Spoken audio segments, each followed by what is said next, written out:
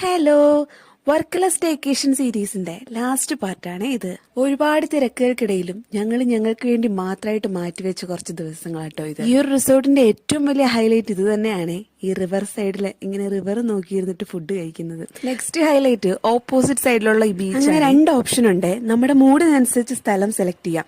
Beach വൈബാണ് വേണ്ടെങ്കിൽ ഇങ്ങോട്ടേക്ക് വരാം, റിവർ വൈബാണ് വേണ്ടെങ്കിൽ അങ്ങോട്ടേക്ക് പോവാം. അങ്ങനെ പുറത്തുള്ള വെയിലും ചൂടും സഹിക്കാൻ പറ്റാതെ ഞങ്ങൾ 4 പേരും കൂടി റൂമിൽ കയറി ഒരു മൂവി കഴിഞ്ഞപ്പോഴേക്കും ഉച്ചയായി. നല്ല വിശപ്പുണ്ടായിരുന്നു. അങ്ങനെ ഞങ്ങള് മന്തി ഓർഡർ ചെയ്തു. ഈ പ്രഗ്നൻസി സമയത്ത് വിശപ്പൊട്ട് സഹിക്കാൻ പറ്റില്ല എന്ന് പറയുന്നത് സത്യമാണല്ലേ?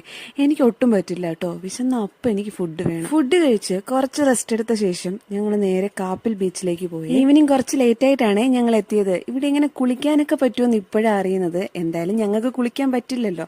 അങ്ങനെ ബീച്ചിൽ പോയി കുറേ സമയം സംസാരിച്ചിരുന്നിട്ട് തിരിച്ച് വീണ്ടും റൂമിലേക്ക് പോയി. ഞങ്ങൾക്ക് 4 പേർക്കും പുറത്ത് കറങ്ങാൻ പോയതിനേലും ഇഷ്ടമായത് ഈ റിസോർട്ടിൽ ഞങ്ങൾ സ്പെൻഡ് ചെയ്ത ടൈമായിരുന്നു. കുറച്ചധികം സംസാരത്തിനൊടുവിൽ വീണ്ടും എവിടെന്നോ വിശപ്പിന്റെ വിളി വന്നു. അങ്ങനെ ഫുഡ് ഓർഡർ ചെയ്തു. ഇവിടെ വന്നിട്ട് ഫസ്റ്റ് ഡേ വാങ്ങിയ ഷോപ്പിൽ നിന്നാട്ടോ ഫുഡ് വാങ്ങിയത്. അപ്പം, പൊറോട്ട, ഇടിയപ്പം, ഫിഷ് ഫ്രൈ, പ്രോൺസ് കറി, പിന്നെ ചിക്കൻ കറി. ഇത്രയാട്ടോ ഞങ്ങൾ ഓർഡർ ചെയ്തത്.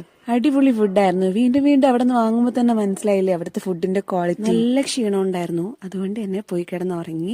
ഇത് ഞങ്ങളുടെ ചെക്കൗട്ട് ഡേ ആട്ടോ. ബ്രേക്ക്ഫാസ്റ്റിന് ശേഷം 11 മണിക്ക് ഞങ്ങൾ ചെക്കൗട്ട് ചെയ്യാൻ ഇവിടുന്ന്. ഇവിടെ വന്നപ്പോ ഒരു ലോഡ് സ്ട്രെസ്സും ടെൻഷനുമായിട്ടാണ് വന്ന് കയറിയത്. പക്ഷെ ഇറങ്ങുമ്പോൾ അത്യാവശ്യം നല്ലൊരു മനസ്സമാധാനത്തോടെയാണ് പോകുന്നത്. എന്റെ ഒരു അഭിപ്രായത്തില് നമുക്ക് പറ്റുന്നത് പോലെ നമുക്ക് വേണ്ടി മാത്രമായിട്ട് കുറച്ച് സമയം എല്ലാവരും ഒന്ന് കണ്ടെത്താൻ ശ്രമിച്ചു. വീട്ടിലേക്ക് പോകുന്ന വഴിക്ക് പാരഗൺ കയറി ഞങ്ങളുടെ ഫേവറേറ്റ് ആയിട്ടുള്ള ബിരിയാണിയും കഴിച്ച് ഈ ഒരു യാത്ര അവസാനിപ്പിച്ചു. അപ്പൊ ഇത്രയേ ഉള്ളൂ ഇന്നത്തെ വീഡിയോ. ടാറ്റ.